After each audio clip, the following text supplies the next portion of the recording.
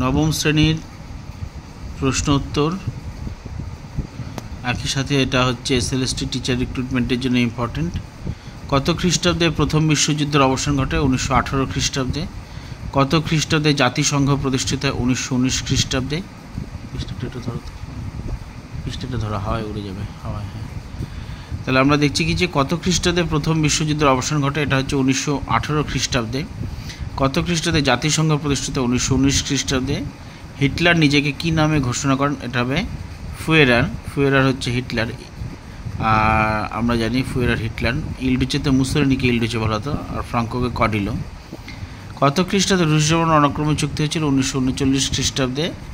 রাশিয়ার সেনাবাহিনীকে কী বলা হতো? লাল ফৌজ। ডি-ডে বা মুক্তি দিবসের তারিখ হলো 1940-এর 6 জুন। ট্রুম্যান নীতি ঘোষণা করা আমেরিকার রাষ্ট্রপতি ট্রুম্যান। ওয়ারাস চুক্তির নেতৃত্বে ছিল রাশিয়া। হিরোশিমা দিবস পালিত হয় 6 আগস্ট।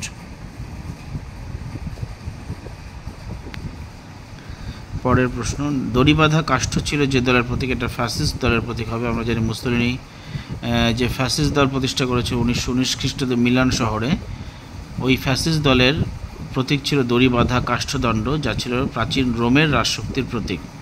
অর্থাৎ মুসোলিনি ইটালির জনগণের কাছে এটাই তুলে ধরেছিলেন যে তিনি ইটালিকে প্রাচীন রোমের গৌরবজনক জায়গায় পৌঁছে দেবেন।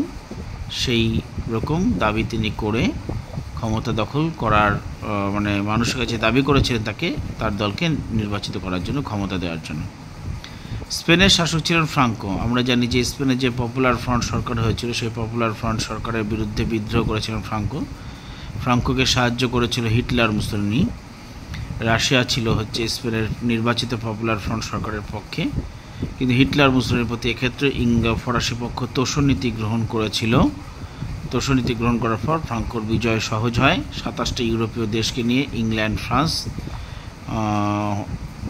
না হস্তক্ষেপ নীতি ফ্রান্সে নেওয়ার জন্যই হিটলার মুসোলিনির বন্ধু ফ্রাঙ্কো জয়লাভ করেন। ভাইমার প্রজাতন্ত্র প্রতিষ্ঠিত হয়েছিল জার্মানিতে। আমরা জানি ফ্রেডরিক ইবার্টের নেতৃত্বে প্রথম বিশ্বযুদ্ধের পরবর্তীকালে জার্মানিতে ভাইমার প্রজাতান্ত্রিক সরকার প্রতিষ্ঠিত হয়েছিল। হিটলার কোথায় আক্রমণ করলে দ্বিতীয় বিশ্বযুদ্ধ শুরু হয়? এটা হচ্ছে পোল্যান্ড। হিটলারের পোল্যান্ড আক্রমণ অপারেশন হোয়াইট নামে পরিচিত। হিটলার পোল্যান্ড আক্রমণ করলে দ্বিতীয় বিশ্বযুদ্ধ শুরু হয়। হিটলার পোল্যান্ড আক্রমণ করেছিলেন 1 সেপ্টেম্বর 1939 খ্রিস্টাব্দে। মার্শাল পরিকল্পনা ঘোষণা করে আমেরিকা যুক্তরাষ্ট্র। মানে আমেরিকার যিনি পররাষ্ট্র সচিব ছিলেন জর্জ সি মার্শাল, তিনি মার্শাল পরিকল্পনা ঘোষণা করেছিলেন। পরের প্রশ্ন, হিরোশিমায় আণবিক বোমা বর্ষণ হয় 6 আগস্ট 1945 খ্রিস্টাব্দে। পরের প্রশ্ন, জাপান পার্ল হারবারে বোমা বর্ষণ করে 1941-এর 7 ডিসেম্বর। এর ফলস্বরূপ আমেরিকা 8 ডিসেম্বর দ্বিতীয় বিশ্বযুদ্ধে অংশগ্রহণ করে। তাহলে আমরা দেখলাম এমসিকিউগুলো দেখা যাচ্ছে। কত খ্রিস্টাব্দে প্রথম বিশ্বযুদ্ধ অবসান? 1918। কত খ্রিস্টাব্দে জাতিসংঘ? 1919। হিটলার নিজেকে ফুয়েরার বলতেন। রুশ জার্মান অনাক্রমণ চুক্তি 1939। রাশিয়ার সেনাকে লাল ফৌজ বলা হতো। গেস্টাপো তো গুপ্ত পুলিশ বাহিনী ছিল। হিটলারের নাৎসি দলের যে গুপ্ত পুলিশ বাহিনী সেটা গেস্টাপো। মুসোলিনির ছিল ব্ল্যাক শার্ট বাহিনী। ঝটিকা বাহিনীও ছিল। হিটলারের জার্মানির ঝটিকা বাহিনী ছিল। ব্লিৎজক্রিগ যে যুদ্ধ পদ্ধতি, ঝটিকা হঠাৎ আক্রমণ, আর ঝটিকা বাহিনী জার্মানির হিটলারের নাৎসি দলেরা ছিল।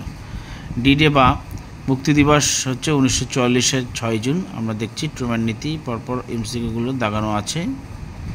এটা উত্তর। চ্যানেলটাকে লাইক, সাবস্ক্রাইব, পজিটিভ কমেন্ট এবং বেশি বেশি করে শেয়ার করুন।